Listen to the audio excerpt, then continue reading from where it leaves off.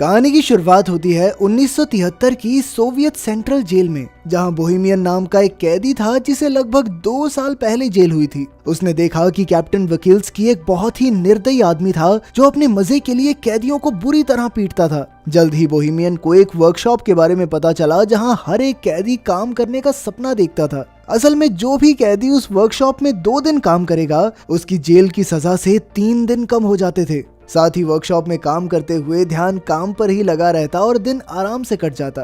फिर एक दिन वार्डन ने बोहेमियन को अपने ऑफिस में बुलाया और उसे अपनी सजा कम करवाने का एक मौका दिया। वो चाहता था कि बोहेमियन एक ऐसी टीम तैयार करे जो वर्कशॉप में काम करके वहाँ की प्रोडक्टिविटी को डबल कर दे। साथ ही उसने कहा कि अगर उसकी टीम 2 गुना काम करने में कामयाब रही तो 1 साल में बोहेमियन को रिहा कर दिया जाएगा। वार्डन ने कहा कि वो अपनी पसंद के किसी भी कैदी को चुनकर टीम बना सकता है, पर जब बोहेमियन ने कहा कि वो हैचेट नाम के कैदी को चुनना चाहता है तो वार्डन ने इसके लिए साफ इनकार कर दिया। असल में हैचेट काफी खतरनाक कातिल था जिसने 2 लोगों को बेरहमी से मार डाला था। लेकिन जब बोहेमियन ने कहा कि वो बहुत मेहनती है, वो जरूरी है टीम के लिए, तो फिर वार्डन उसकी बात मान ही गया। आखिरकार बोहेमियन ने अपनी टीम बनाई जिसमें हैचेट, नीडल, बूढ़ा मास्टर और क्रेसी नाम के कैदी शामिल थे। बोहेमियन के दोस्त हैचेट से थोड़ा डर रहे थे तो बोहेमियन ने उन्हें समझाया कि हैचेट से बिना बात किए उसे बस अपना काम करने दो। असल में बोहेमियन और हैचेट काफी अच्छे दोस्त थे क्योंकि कुछ समय पहले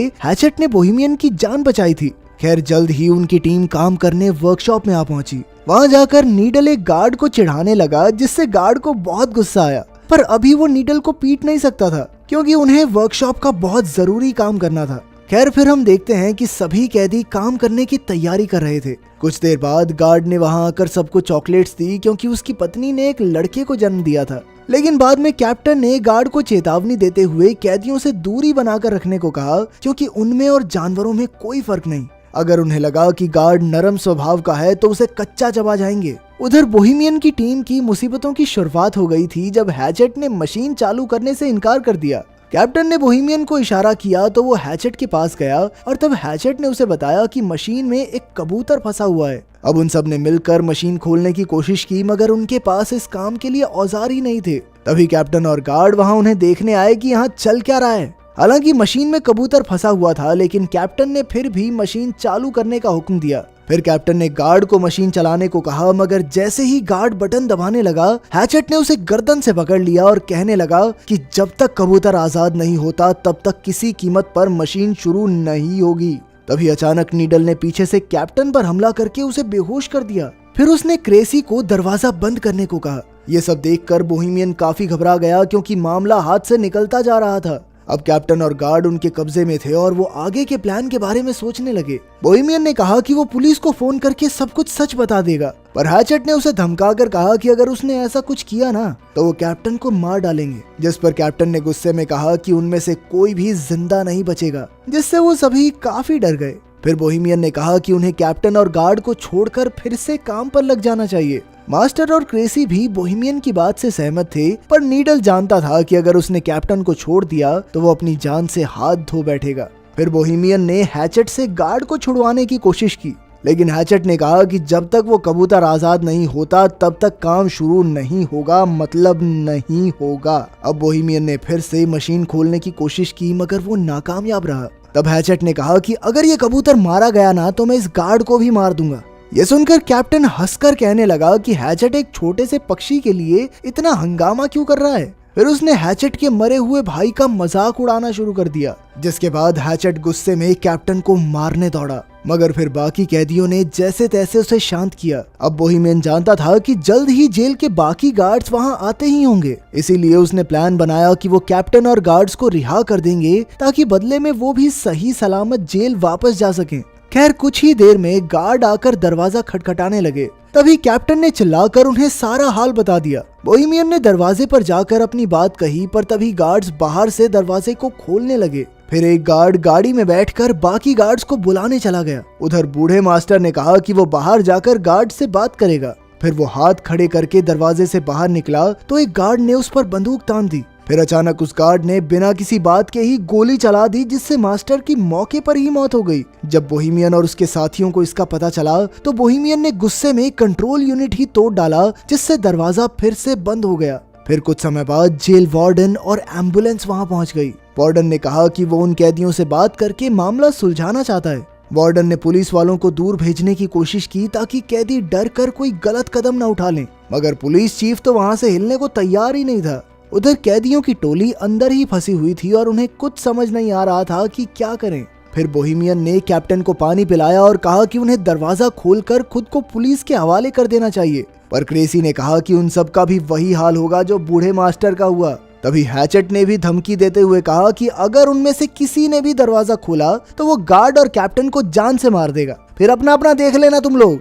आखिरकार सबको समझ आ गया कि अगर उन्हें इस मुसीबत से जिंदा बचना है तो उन्हें उस कबूतर को जिंदा बाहर निकालना होगा। इधर पुलिस चीफ ने वार्डन से कहा कि उसे 1 घंटा दिया जाता है, उतने में मामला सुलझाना होगा, वरना फिर पुलिस को जबरदस्ती अंदर घुसना ही पड़ेगा। तब वार्डन ने एक माइक्रोफोन के जरिए कैदियों से बात की और उनसे कहा कि भाई देखो, कैप्टन और गार्ड को छोड़ दो, इसी में तुम्हारी भलाई है। वार्डन ने उन्हें विश्वास दिलाने की कोशिश की कि उन्हें कुछ भी नहीं किया जाएगा और इस हरकत को बस एक गलती मानकर भुला देंगे। तब बोहेमियन ने एक बार फिर से मशीन खोलने की कोशिश करने की सोची और साथ ही उसने कैप्टन से चाबी लेकर हैचेट को जंजीरों से रिहा कर दिया। जब नीडल ने इसका विरोध किया तो बोहेमियन ने कहा कि वो कबूतर को आजाद करके ही दरवाजा खोलकर खुद को पुलिस के हवाले करेंगे।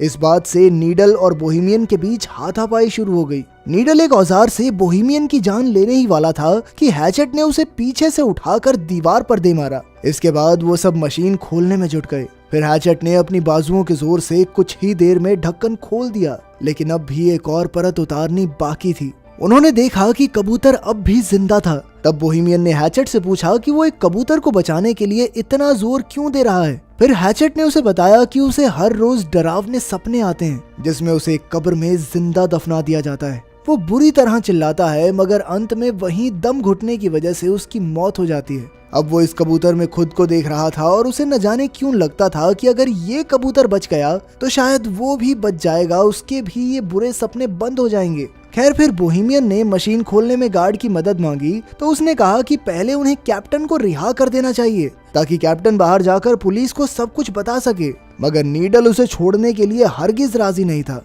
और फिर अचानक उसने कैप्टन पर लकड़ी से वार कर दिया। बोहेमियन ने गार्ड को समझाया कि भाई देख, अगर हमने इसको कैप्टन को छोड़ दिया ना तो हमारे साथ तू भी मारा जाएगा, क्योंकि सिर्फ तुझे बचाने के लिए गोलियों का इस्तेमाल खारिज तो नहीं करेगी सरकार। फिर बोहेमियन ने गार्ड को भी जंजीरों से बांधने की धमकी दी तो वो मदद करने के लिए राजी हो गया। वहीं बाहर पुलिस, कैप्टन और वार्डन ये सोच रहे थे कि इस मामले को कैसे सुलझाया जाए। वार्डन को यकीन था कि कैप्टन और गार्ड अब भी जिंदा हैं। इधर वर्कशॉप में क्रेसी और गार्ड दूसरे कमरे से एक औजार लेने गए। क्रेसी ने कहा कि हैचेट शुरू से ही बुरा आदमी नहीं था, पर एक रात ने उसकी पूरी जिंदगी तबाह करके रख दी। उस रात हैचेट के भाई की शादी थी और उसने बहुत ज्यादा शराब पी ली थी। जब हैचेट के भाई ने उसे रुकने को कहा तो नशे में हैचेट ने अपने भाई को ही मार डाला। जब उसके पिता ने उसे रोकने की कोशिश की तो हैचेट ने उनकी भी जान ले ली। कुछ देर बाद जब उसे होश आया तो उसने पछतावे में खुद को पुलिस के हवाले कर दिया। खैर, फिर सभी कैदी मशीन खोलने की कोशिश में जुट गए। तभी बाहर से वार्डन ने बोहेमियन को बात करने के लिए दरवाजे पर बुलाया। असल में उनकी मोहलत का 1 घंटा बीत चुका था, मगर बोहेमियन ने कहा कि उन्हें कबूतर को जिंदा बाहर निकालने के लिए 1 घंटे का समय तो और लगेगा।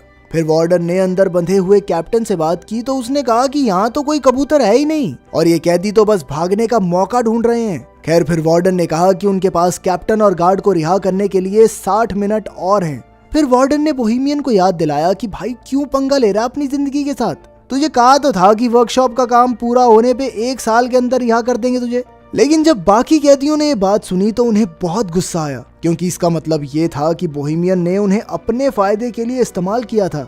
ये देखकर कैप्टन तो जोर जोर से हंसने लगा और बोहेमियन ने उसे मुक्का मार दिया। फिर वो कैप्टन को रिहा करने लगा तो नीडल ने उसका विरोध किया।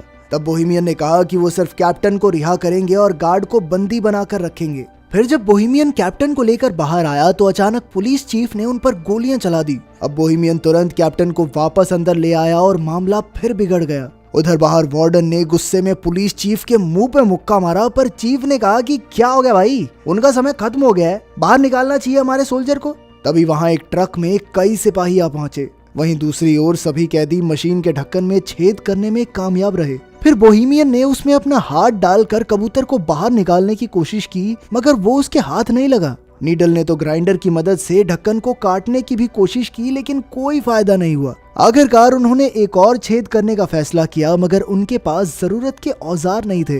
तब बोहेमियन ने कैप्टन से औजारों वाले कमरे की चाबी ले ली। वहीं बाहर सिपाहियों ने वर्कशॉप के ऊपर धावा बोलने की तैयारी कर ली थी। अंदर कैदी वेल्डिंग मशीन से लोहा पिघलाने में लगे थे, मगर उन्हें मशीन चलानी ही नहीं आती थी। तब कैप्टन उनकी मदद के लिए आगे आया। इधर कैप्टन लोहा पिघला रहा था और उधर सिपाहियों ने दरवाजे पर बॉम्ब फोड़ने की तैयारी कर ली। आखिरकार कैदी मशीन खोलने में कामयाब रहे, मगर वो कबूतर तो वहाँ से उड़ना ही नहीं चाहता था। तभी कैप्टन ने अपनी बंदूक निकालकर कैदियों पर तान दी, लेकिन अचानक हैचेट ने कूदकर उसकी गर्दन पकड़ ली। फिर हैचेट ने उसका सर कुचलकर उसे बेरहमी से मार डाला और ये देखकर गार्ड की तो सिट्टी पिट्टी गुम हो गई। इसके बाद हैचेट ने कबूतर को बाहर निकाला और उसे पानी से साफ किया। तभी अचानक दरवाजे पर जबरदस्त धमाका हुआ और कई सिपाही अंदर घुस आए। सभी कैदी डर कर जमीन पर लेट गए, मगर हैचेट खड़ा हुआ और उसने कबूतर को हवा में उड़ा दिया। तभी पुलिस चीफ ने गोली चलाने का हुक्म दिया और इस वारदात के बाद हैचेट की मौके पर ही मौत हो गई। लेकिन बाकी कैदी जमीन पर लेटे हुए ही कबूतर के आजाद होने की खुशी मनाने लगे।